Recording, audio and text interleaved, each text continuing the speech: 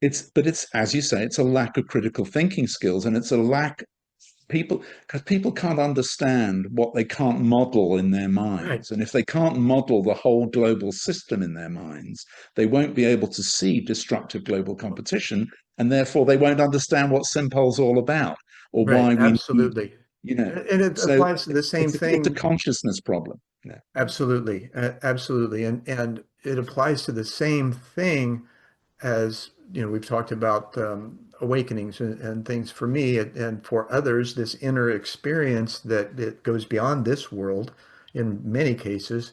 Without a direct experience of that individually, if a person who's had that tries to tell a person who has not what that experience is like, it's like you're on, uh, We're talking Dutch. yeah, you miss each other completely Yeah, because there's no reference. exactly. Exactly.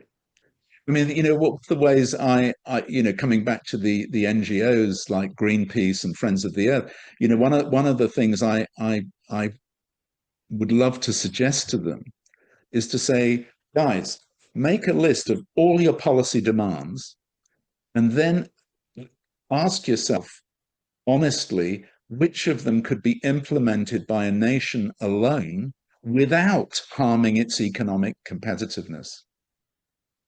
Now, if they honestly did that exercise, they would probably find that most of their policy demands require a global and simultaneous approach.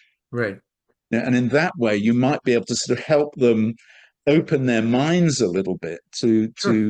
the Well, and need isn't it for. a matter of, so one of the things that, there was a guy back in the 80s, he wrote a book called The Strategy of the Dolphin. His name's Dudley Lynch.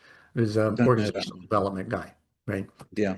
And he wrote another book later called Mother of All Minds. And in it, he presents the idea of the human being having an alpha mind and an alpha chassis, so the mind body thing, Hmm. as we have been, which is steeped in competition, right? Yeah. Then with the new consciousness, he's saying, okay, now we have the opportunity to instill a beta mind, still in the alpha chassis, but the beta mind understands the concept of oneness.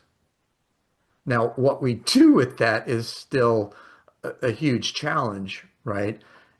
And then you've got science now today with quantum physics saying, oh, yeah, it's all energy. We're all interconnected.